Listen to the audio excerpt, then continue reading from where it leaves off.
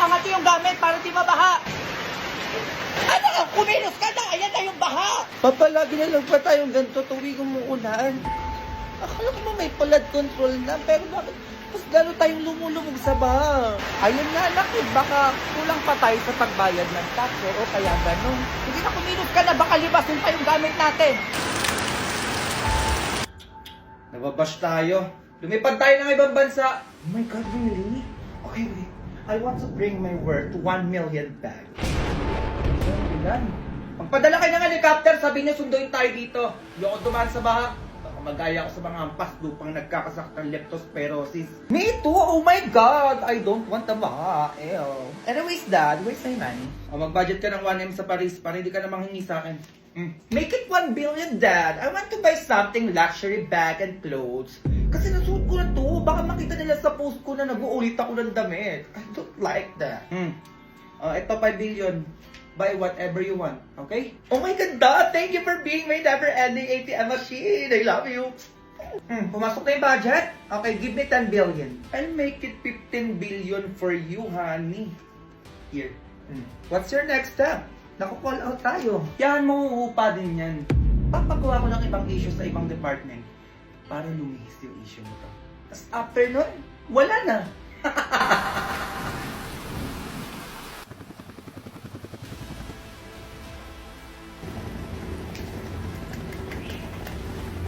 Kaya nyo yan. Ayuda naman eh. Nagugutom ako, B. Ako nga din eh. Wait lang, Ben. Discarte lang ang pagkain natin. Saan ka na makukuha? Basta sabi ako ng bahala.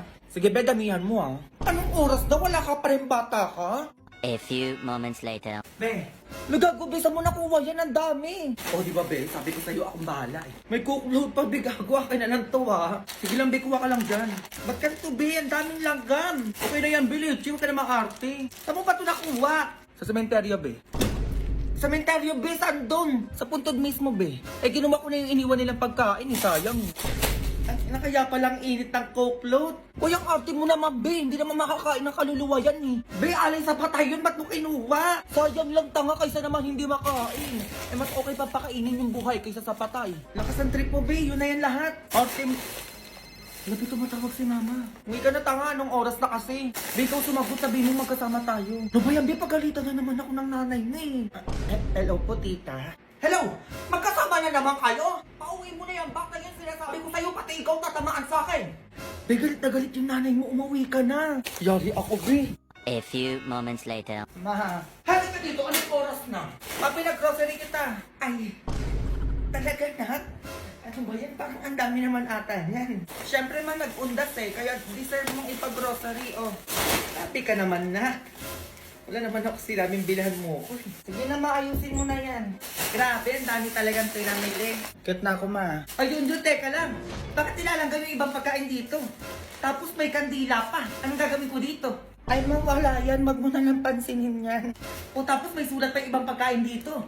Ang tagal mo nang patay, Mama. Miss na kita. Ay. O, eto pa. Anak mo to, Mama. Ito ang favorite mong pagkain. Sana maging masaya ka dyan sa langit. Ano yun, Jun? Pinatay mo na ako agad. Matay ka lang. Ano nga, hindi nga. Eh, saan mo ba talaga ito nakuha? Ha? Tatabaan ka sa akin? Sa sementeryo, Ma. Sementeryo? Oo, Ma. Doon ako nag-grocery sa mga puntod doon. Eh, sayang naman kasi hindi naman makakain ng patay yun eh. Diyos ko, Jun. Alay yun sa patay. Pag tayo mayroon to dito, sinasabi ko sa'yo, tatamaan ka sa akin, ha? Oo na, Ma. Nang kikikil ako sa'yo, teka. Mama naman eh. O, eto ka bata ka, oh.